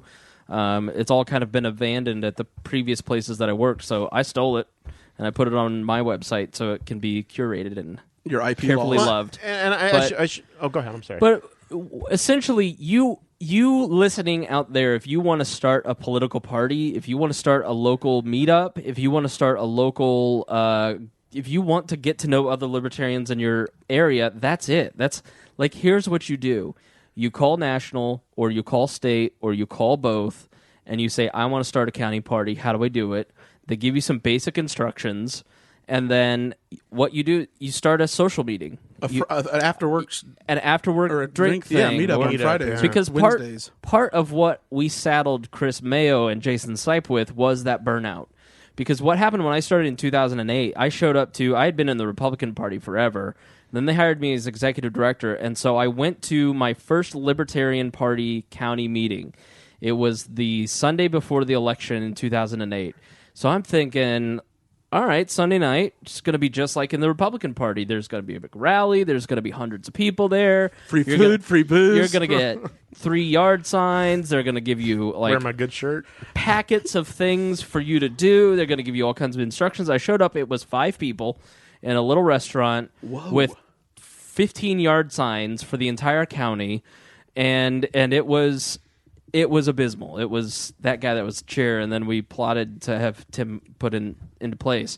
And who was the candidate in 08? Ron Paul nationally? No. Bob Barr. Bob Barr, yeah. Which Thanks, was Bittner. So yeah, which was also let's run the author of DOMA. Right. So we had a lot of work to do. He apologized for that, but I think he took it back. In 2009, we spent a lot of time holding outreach events, meetups, political discussion, around a library table talking. Cocktails and conversation. But also cocktails and conversation where you're getting young professionals together after work once a month. I was going to a Libertarian Marion County social event every week, one a week. And it got kind of tiring, but that was our best way to recruit candidates and people and to spread the libertarian gospel, for lack of a better term. And then I got tired of that. I just said, you know what? We're not doing anything political. We need candidates. We need to do candidate stuff. We need to do political stuff. We need to do political action. We're a political party. Yes. We need to stop all the meetups and political discussions. And by neglecting the more social aspect of it, we weren't networking people together. We weren't bringing in new blood, because when a brand new person wants to know what a libertarian means or how they can get involved in the Libertarian Party, and they show up to a meeting where it's 15, 20 people who know each other, know their roles, know how to do stuff, they feel alienated because it's too businessy. But So there has to be a fine balance of a process of integration, kind of, and bringing them along. You nailed it there. What we did last year, which helped, and I know, Sam, I know you were there. We didn't have a whole lot of money when I started, and we basically gambled, and we used that money and invested in a social event at Liberty Street on Massachusetts Avenue. And how many people we show up? 40 people? Yeah, we did. So we rented the room. Same thing that you guys do with AFF? Yeah, exactly. First round was free. We had some food there, and that's all it was. It wasn't politics. Jason, Brett, and I got up front and kind of introduced ourselves and talked. 40-something people showed up. And next thing I know, people are donating. They want a candidate in this particular race, and they'll donate if we have a candidate in this race. And it just kind of it was a gamble, but it worked. It did work, but it wasn't. I'm trying to keep it sustainable, though. I'm not doing something every week. Where first time I met Angela Fisher, who became my campaign manager for my city council race. And Sam and Angela ran a great campaign. Now she's working campaign. for the bad team, but you know. Well, she'll come around when he loses. And, So what happens?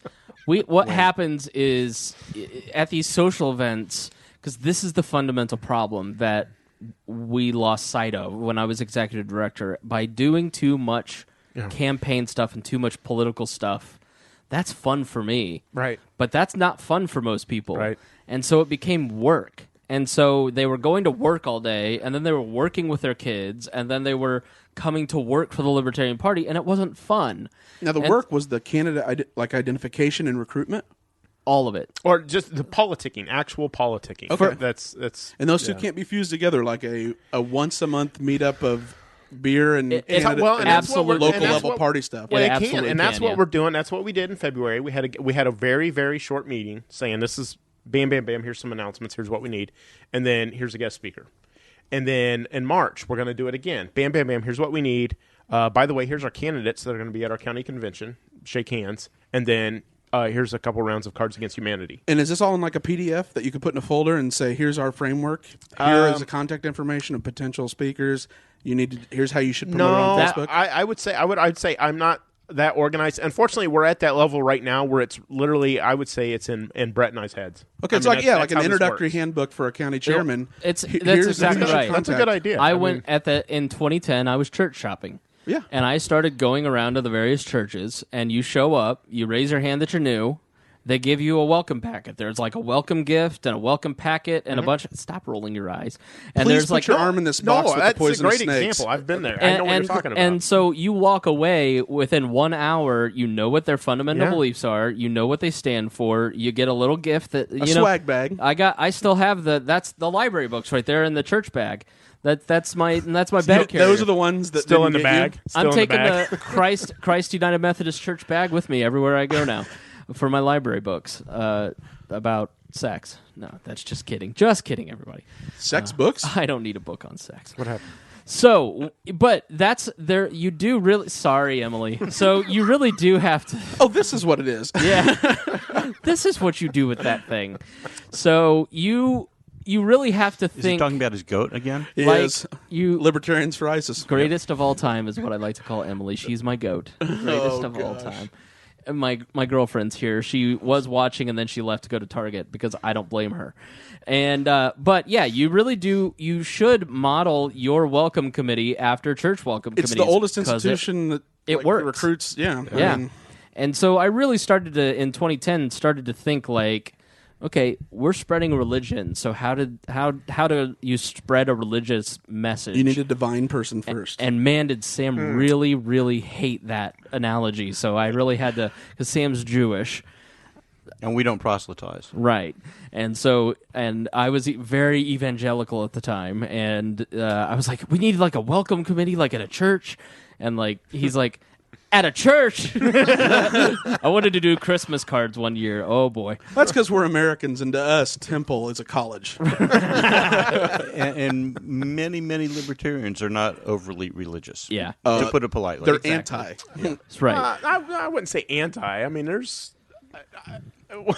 there might be a majority. There's a vocal minority that are violent. You know what? We need to have Jeremiah's parents, Paul and Joyce, on because they did it better than Rush County. They did it better than anybody else.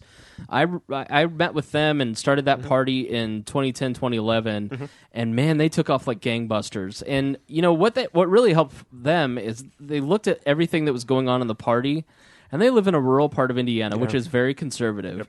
And they said, everything you do is at a bar, and kids can't go, and there's nothing family-oriented. My wife has made that point many times. And so it feels dirty. Right. And so what ended up happening in Rush County is they made it family fun. They did events that were family-friendly. They made, they invited kids along. They made it, it was fun. And so the groups, the families got closer together and became really good friends. So they wanted to actually go volunteer at the local county party because they were having fun with their friends. And I think fun is very key. And for some libertarians, that is very difficult to grasp what most people find fun. That feels dirty. They find what Harry finds fun is databases and World of Warcraft. And white privilege, but he still lives in his mom's basement too. Well, no, Harry's he's very successful. Well, this is a real person you're talking about. Yeah. Harry. I thought you thought about a generic Harry. No, not really. No. I mean, yeah. Well, I mean, whatever they were able to do in Rush County, I would. That's actually a great example, and I'd love to talk to him. My wife has harped on me, forever. Where's this at? Oh, this is going to be in a bar. This is going to be in a club. This is going to be 21 or over or whatever. And so there's a couple problems with that. Is one, you don't get the families, and two, it actually does cut out a lot of college-age students. Yeah. When you do stuff like that. Especially their first year or two when they're the most idealistic. Exactly. And it does make it difficult. And that's something, last year we had a family picnic. And it was, according to Sam, it was in Kentucky because it was on the other side of Marion County. But pretty close to the river, I think. Right, yeah. And not the White River. Right on the river there, yeah. Southeast corner of Indianapolis there at the park. But we had a family event. We had a great turnout. I admit, I didn't know how to sustain that and keep doing something like that without keep doing more picnics. The very first Libertarian event I went to in '98 was the Marion County Libertarian Party picnic. It was at John and Lisa Taylor's house out on Washington Street. They had a lot of land, and there were probably 50, 60 people there. And that's awesome. Right when Andy Horning was running for mayor for the first time. You know who did it great was Rebecca Burris a couple of years ago. Yeah. When I was running, she did a fundraiser, which I believe it's actually for Carl Tegenhorst, who's our Secretary of State candidate. But they had a great.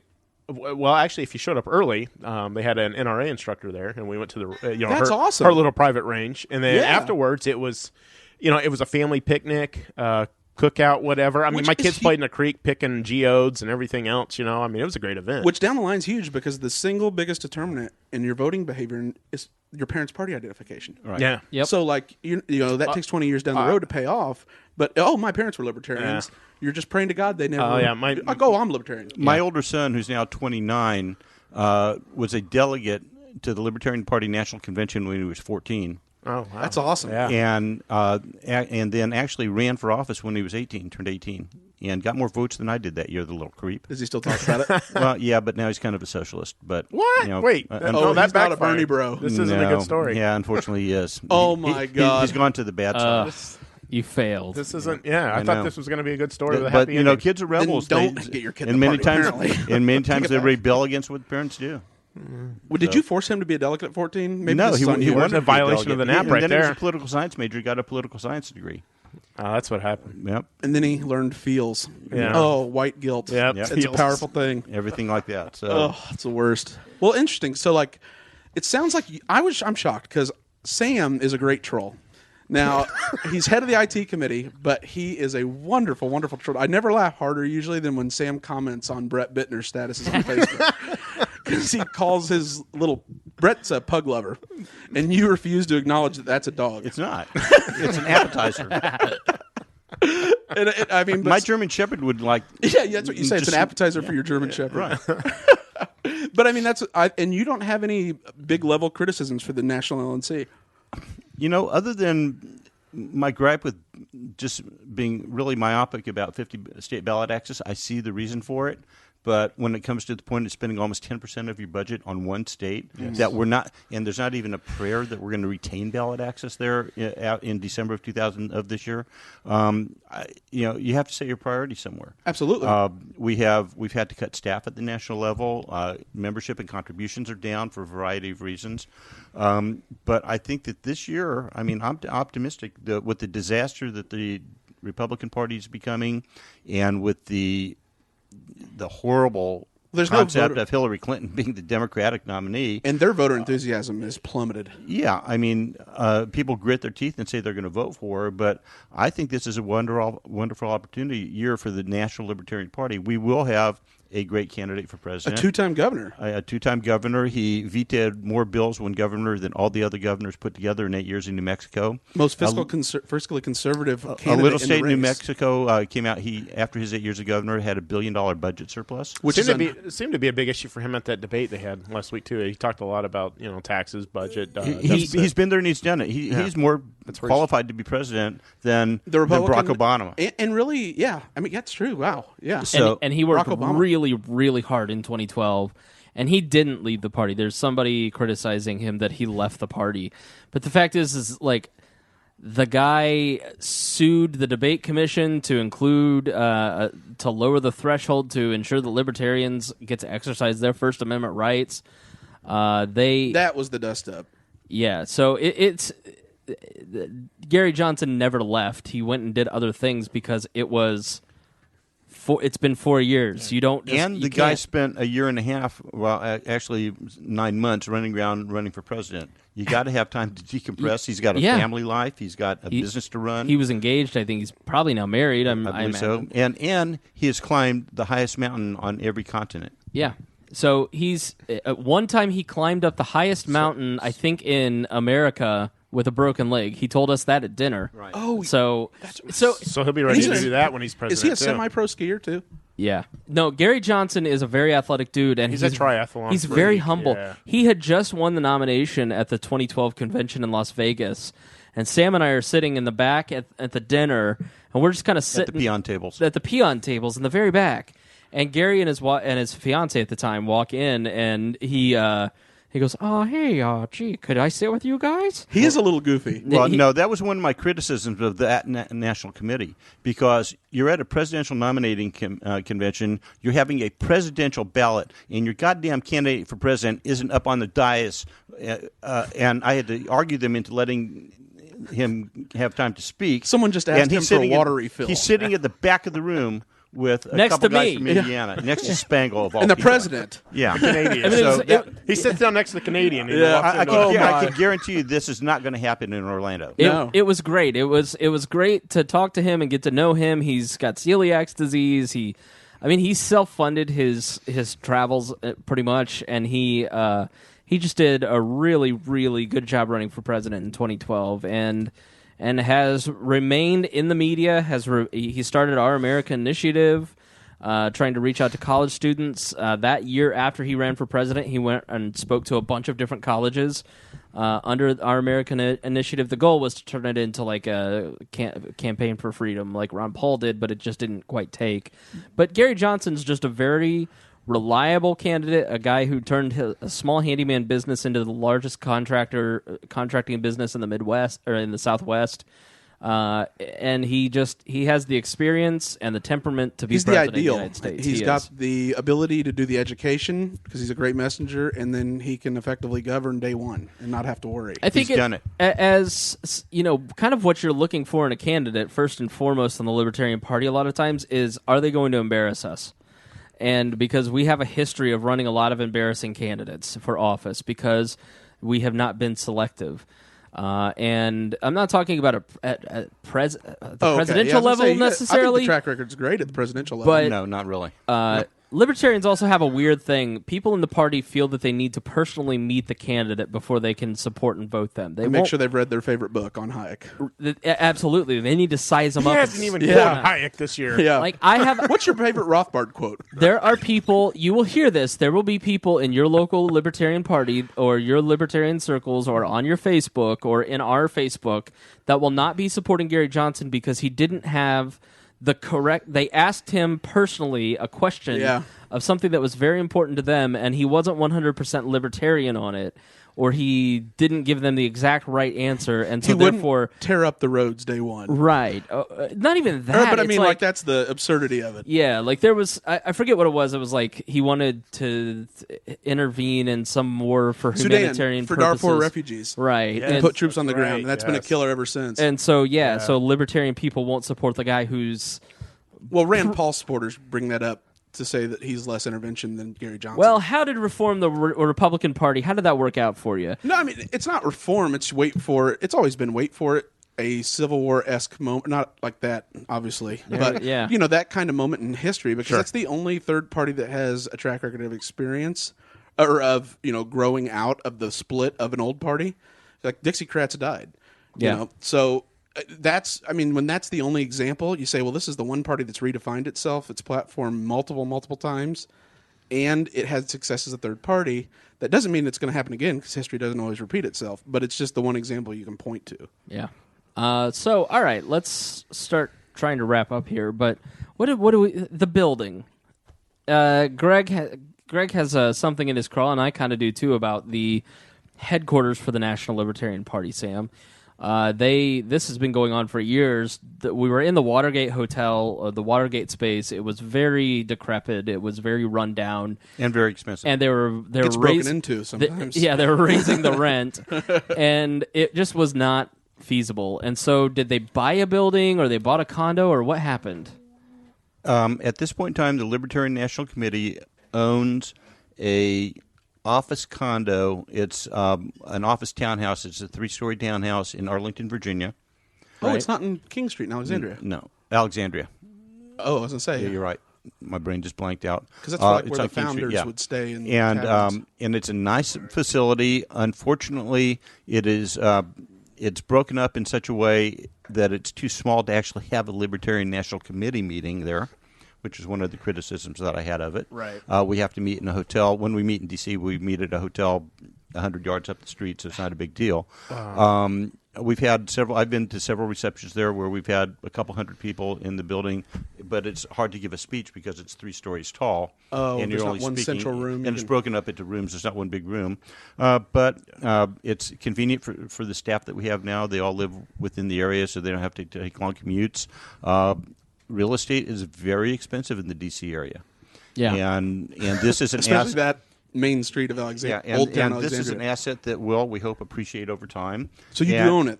That's well, good. we have a mortgage on it. But I mean, like you're the title holder for right now. Yeah. So I mean, and we hope that over time, if it appreciates over the next 4 or 5 years, and our party starts growing again, we have to buy a bigger space somewhere. That's great. We are the only third party in the country that owns a building. And that is a gem of a place. And to I own. was honestly opposed to it from way back when, but it's kind of like you got to bury the hatchet at some point in time. It's a done fact. We're using the building, staff is using it, and we do have some meetings there from time to time. That's where we had part of the training session there, and then we had part in a hotel that was next door. I mean, it's a good facility. It's much nicer than the Watergate was. Actually, part of that Watergate building fell in last summer. Part of the parking garage fell in. Didn't crush anybody, but it was like right next to the space where we had right next to the Saudi embassy. I told that was in there. Oh, over in Garfield Park. Yeah, one of those embassies. Oh was wow, in there. the Iranian closed down embassy. Yeah, something like that. So, I mean, it's not a controversy anymore. There is in our LNC's procedures manual requirement that in odd number years we have to raise excess money to go toward paying off the mortgage early. Mm-hmm. And all in all, we are paying less per month than we were at the Watergate. We're building an asset. And are there any other tenants that rent from you guys? No, we own. It's like a series of townhouses in a red brick building, and we own an end unit that's about 3,500 square feet in 3 stories, and there are several other units, but we don't own the whole building. Okay. We own the end cap unit, just like owning a condo. Can I ask, for the Libertarian Party, what's the advantage of being in Washington, D.C.? That's a good question. Many of us argued that we should relocate to some place like Indianapolis or Detroit, Omaha, where we could buy the whole city for what we spent for this building, or someplace else. But I think the consensus on the LNC at the time was that if we're a national political party and we're at some point going to have an impact nationally, then we ought to be in the belly of the beast, where the action is. Even though the press ignores us now, they may not during this election cycle. And that's what I was going to ask. I guess when you're there and you have all those DC bureaus there, how much of an effort is there to play the press while you're there? I mean, are we doing that? I don't know. We don't. The party doesn't have a press secretary right now. Carla Howell, who's our political director, is kind of doubling as media relations person. And then Nick Sarwark, our chair, who is our party spokesperson, lives in Phoenix, Arizona. But does he get paid? No. Wow. No. He has a limited travel budget. But the only people that we pay are the staff people that actually work for the party. He got censured, and he doesn't even get paid. He didn't get censured. He Yeah. wrote a handwritten note to Rand Paul. The censure motion got one vote. Yeah. But I mean, like, wow. Even the person who seconded the motion didn't vote for it. Right. Oh, okay. So no. But I just mean, like, man, talk about not getting any thanks for volunteer work. It's I travel. It costs me several $1,000s a year to be on the LNC because I have to pay for all my own travel. I assumed you had a travel budget and hotel budget. Nope. Donate to the LNC. The only thing, and when we have LNC meetings outside of the Washington headquarters, we actually fly a couple people out there to do the stuff that staff people do. We now broadcast our LNC meetings over the internet live for those 2 or 3 people that are interested enough in the proceedings of the National Inside Committee. baseball of the LNC. God knows what prompts these people to do it. I would not want to spend a whole weekend of my time at the LNC meeting if I didn't have to. I'd rather watch the YouTube live stream. I'd almost rather watch a soccer game. Yeah. Well, but that's a European but sport. I mean, the building has its uses. It's a settled fact now, so it's not. I mean, it's not controversial anymore. Sure. Because but it's in such a nice area. It feels to the outside observer like you can't have someone come out and train state party level people to effectively build infrastructure, but you can be a block away from where Jefferson and Washington stayed when they came there for the first time in the old tavern. We had to be somewhere, and renting a place in the D.C. area would have probably been as much, if not more expensive. At least we're building some equity in the place. Yeah, and we do have a staff person that does do the contact development stuff for the state parties, and I think they have flown him around a little bit. Andy Burns is his name. He actually lives in Minnesota. He doesn't live in D.C. Oh wow! Cool. So. He's not a paid employee. He's a contractor for the party. We have several people who work as staff that are contractors rather than being fully paid employees. We have 4 or 5 paid employees. What are the positions? We have several staff people. Wes Benedict is our executive director. He is basically runs the show at the home office. Carla Howell is our political director. Robert Krause is our operations director. Casey Hansen is the all-around good guy that does everything else. Jack of all trades. Those are the 4 full-time paid staff people. Then we have people that deal with various other functions. IT committee. Well, no, there are people that actually deal with the IT stuff. Libertarians do that for free. And they do it very well, too. You can reach the head of the IT committee, Sam Goldstein, at AOL.com. And if you have any of those CDs for 25 hours, he would be much appreciative if you mailed those to him. But be careful because my modem is only 300 baud modem. I'm thinking about upgrading it to 1200. Are you still baud. on AOL? Yeah. Oh yeah. God. That was his I've got official a Gmail campaign address. address. My LNC address is at Gmail. Okay, all right. At least you got that going. Yeah. And then, so the website, you can't just create a new page for a county party national, in one click. The template's already there. You fill in the info for the Marion County, Indiana this party. Website was developed and built 10 years ago by Terra It's a Clips, front page. which was Terra Clips is a great company, but they've stopped supporting it. Right, so. and it has become increasingly difficult to make changes to it. Wes Benedict, after hearing some criticism at our recent LNC meeting on Saturday night, he went out and took some of the more egregious, nasty graphics off and improved it somewhat, the old page. But we're looking at a new interactive website. There will be a members-only site. The members will be able to go on and access their information, change addresses and stuff like that. We will have a front page that is attractive, that will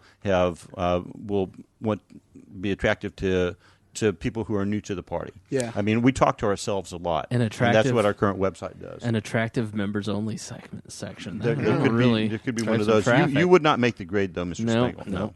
Joining us now here Your at the table. girlfriend might, though. I know. She's... Actually, she probably would. Got to talk right into that. Talk right into that microphone. Uh-oh.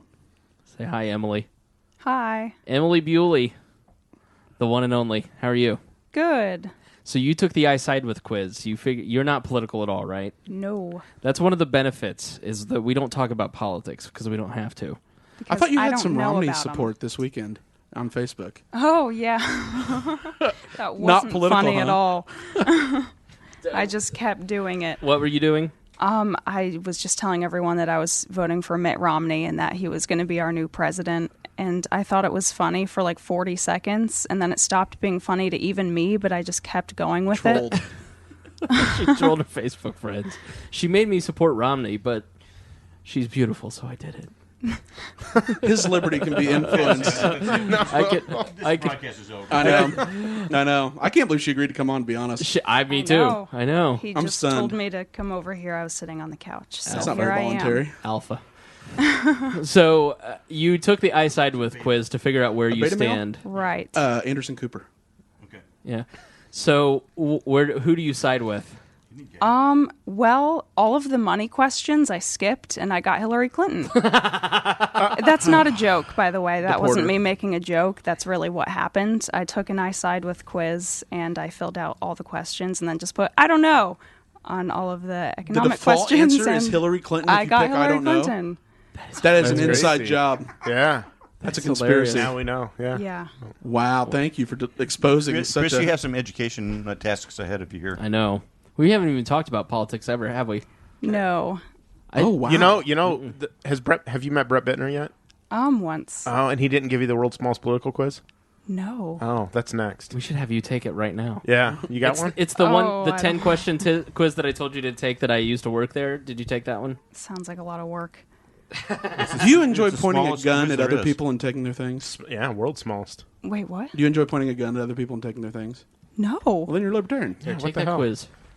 So let's kind of wrap up, and we'll go around the table. You get to self-promote or talk about anything that we might have missed. So, Chris Mayo, go ahead. Well, I can't really.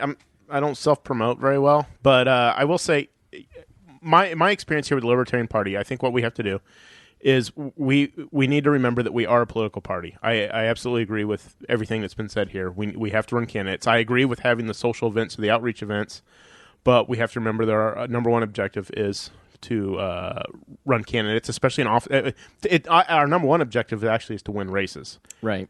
You do that at whatever level you can do. It doesn't matter how big or small it is. If you can win it, you do it. Absolutely. And we have to work to that. We have to build a sustainable organization that can support candidates and can provide candidates. And this is a lot of work. I know I'm basically saying this is what we need to do. And that's another criticism of mine as a chair. I get these emails, texts, phone calls, messages all the time. We need to do this. We need to do this. And we usually means a couple of us need to do this or that, and it's kind of frustrating. But, if we need to do this, then come help. It's a couple people can't do this alone, even if you Absolutely. are paid, as you've proven. It is a lot of work, but we can. I think we can do it. We can definitely compete in a lot of these races, and we have to do that. I guess you have to be pragmatic. You have to know that this is a long-term plan. We're not going to go out tomorrow and win president of the United States. Now, I'm not saying there's not a scenario where we could, but I'm saying you have to get that out of your head. The Libertarian candidate for governor had a shot at the general governor's nomination. They're winning. Well, been rumored. but you have to remember you can't just think, oh, we just need to go win this one race and it's settled. This is it's a lot of networking. Party building is not for the immediate the ones that are like immediate gratification. I mean, it's a long term, years and years of work. So it is, and you have to do it without burning out. It has to be sustainable. You have to be able to do it for a long time. Sam, the floor is yours. Talk about whatever you want. I would strongly encourage people out there who are not members of the Libertarian Party to consider joining. We offer the only sane alternative, especially in this year's presidential races. In Indiana, we will have a great candidate for governor this year. We will have candidates up and down the state ballot for virtually all races, hopefully, that you are in Indiana. We'll have a wide range of candidates across the country. Probably, we're hoping at least 1,000 candidates across the country for people to vote for. We have several hundred people already serving in office around the state, and not around the state, but around the country at various levels. In fact, in Nevada, a Republican serving member of the Nevada legislature just left the Republican Party to join the Libertarian Party. Awesome. Yeah. I met him at our meeting in Phoenix, and he is running for re-election as a Libertarian. How's it looking for him? It looks good. He's running a one-on-one race against a Democrat, nice. And the Republican Party apparently is not going to run anybody, and there's a good chance he will be re-elected as a Libertarian in Nevada. Very cool. What's his name? Or we'll look him up. But my brain just blanked out. I can't remember. Promote him. And then I would encourage people who are members of the party to consider going to their local state conventions. Our state convention in Indiana is April 21st. Well, 22nd is the welcoming reception on Friday night, and then 23rd, 24th. 23rd is the business meeting. The business meeting where we nominate our candidates will be on the 23rd. There will be a gubernatorial debate the evening of the 22nd, I believe, yes. Whatever that Friday night is. And what hotel is it at? Wyndham. The Wyndham. At the Wyndham Yes. on the west side of Indianapolis. Yep, by the old airport. I would also strongly encourage people to become delegates from their state to the National Convention, which will be over Memorial Day weekend at Orlando, Florida, at a very nice place called the Rosen Center. Rooms are only $95. They normally go for almost $300 in this resort. Nice. It's within, shuttle bus distance of all the major Orlando resorts if you want to bring your family. There will be a great presidential nominating contest. We have 10 or 11 or 12 people running for our presidential nomination right now.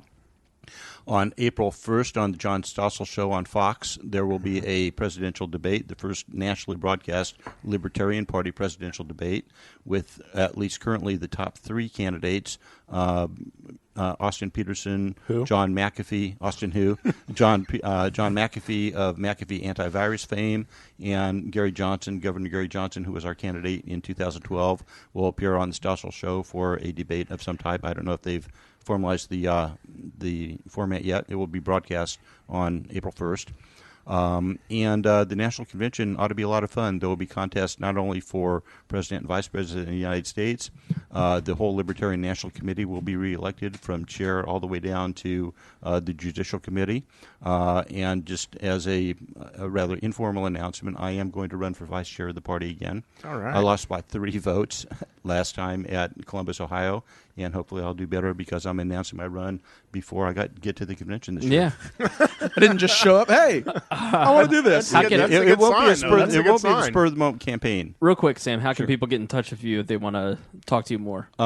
You could get in touch with me either through my AOL address, which is sam8074@aol.com. Sam8074 at AOL.com, or I think my LP address is sam.goldstein@lp.org. Nice. Find them on Facebook. That's the most Or modern way to on find Facebook. them. Yeah. Greg? No, I just want to thank you guys both for coming on and doing this episode. It was a pleasure to have Sam on for the first time. Yes. Very much fun, and I am disappointed he didn't roast people.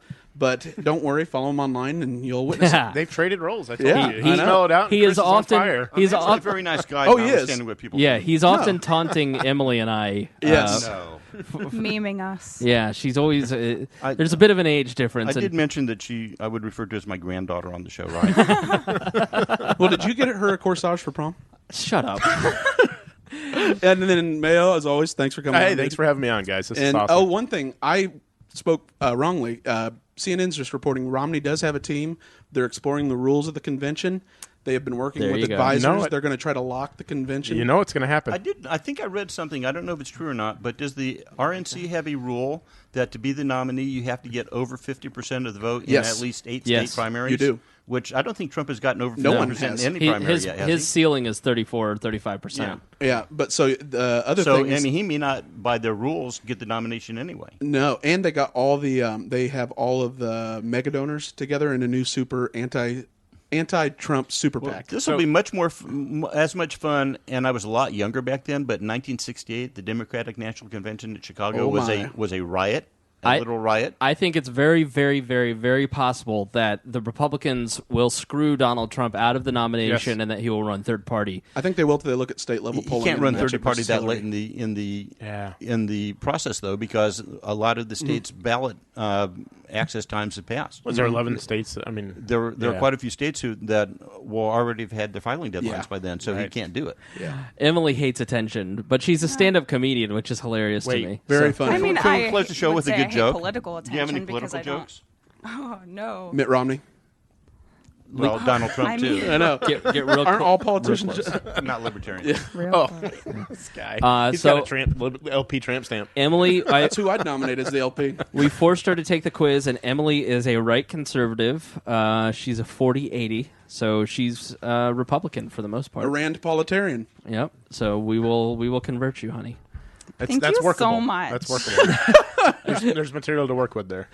What are your criticisms of dear leader Chris Spangle?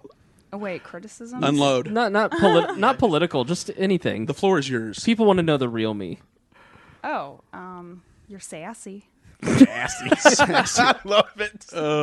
What does sassy mean? Just What are keep you it clean. saying? We don't about want to know how he's what in about the the sack or cats? anything. Yeah. Well, he has Tom Griswold pants and a Tom Griswold lotion dispenser in his bathroom That's- and that's a Tom true. Griswold rug. That's my boss at Bottom Tom. That's a bit odd, He's though. got dude wipes too. I saw that. Yep. Yeah. Also, the litter box is in the bedroom, not outside of the bedroom. Because where am I going to put it? I know. Interesting. I just think that's a funny criticism that other people make a lot. Ew, in your bedroom? What can I do? Ours are in the Disgusting. basement. We clean them out like once every 6 months. How about I put it right here, Sam? Oh, just for kidding. the guests Sorry. to see. I'm sorry. Until Emily, I was the only one that went in there. We'll come back to work for the state party. We'll pay you enough to get a bigger I place. don't go in there that She much. just comes in there to fold laundry. Right. We don't touch. Right. We do not. You don't Human like contact is disgusting. you don't like people touching you. No. Tell us about your future honeymoon plans. Bunk beds. And then what? Like where this is going. Just writing little notes on slips of paper. Yeah. Just slipping them to my husband. Things that say things like, "Pretty cool that we're married now." And we'll just play Scrabble. Glad You're not said just yes. going to text each other? Glad you said yes. That too. While we're watching Gilmore Girls, we're just going my to text God, each other. not another So one. you're marrying a beta male then, right? Oh, definitely, yeah. Sam's going to use. How that would you term. describe Sam's his gonna use dress? that term all the time now. How would you describe Now his that I dress? found out what it is. Oh, his dress. Well, since I'm marrying a beta male, You're marrying bright blue jeans, She was he some meant New Balance sneaks, and an Atari T-shirt. he was talking about describe my dress. Oh, Yeah. not my Attire, future I think, not his husband. dress. tie-dye T-shirt. Oh, Chris, he wears semi-athletic polo shirts and cargo shorts, sensible socks, and sensible footwear. Right. Everything he does is very sensible. Cargo shorts because It's of all dad the as extra hell, room. Right. if It's you not winter will. in Indiana. That's right. Oh, Emily. I wish you knew him though. When he used to have a entirely lime green ensemble, and he would wear it to work. You had a monochromatic outfit? I Love still lime have it. green. Oh, can you just go put it on right now? No. I can. Wait, Save it for Fashion save it for the show. honeymoon. I will wear it tonight if you want Oh. in God. public. Is this a threat or like a generous offer? It's a generous offer. Everything I do is generous and thorough. Well, is You're he coming right. to your comedy show tonight? Yes. Well, then you have a perfect fall guy. Oh my God! Yeah. Yeah. I'm here for comedy. Lime I green. love a I good would almost stay joke. on the south side long enough to see that. Almost. Well, thanks for taking the quiz and coming on. Thanks, y'all. How do people follow you? Tell us how to follow Emily's meteoric rise in comedy. Facebook, Emily Bewley. I mostly just post everything there, and then the rest of my garbage you can find through there. Yeah, It's it's a nice portal. Bewley, right? And Okay. you're referred to as Spewley. Yeah, Am I? Power couple that is Spewley. Spangle and Bewley. Like Brangelina. Disgusting. Have you seen the meme of the two of us mashed together? No, I try not to look at them. She's really not a fan of the memes. That's okay. You know, I don't need praise to continue. Not just not It's no. not going to stop. I'm not saying memes of her or memes of me. Oh, yeah. I mean, just memes in general. If somebody, rolls up wearing a Grumpy Cat shirt, I probably won't like them as a person.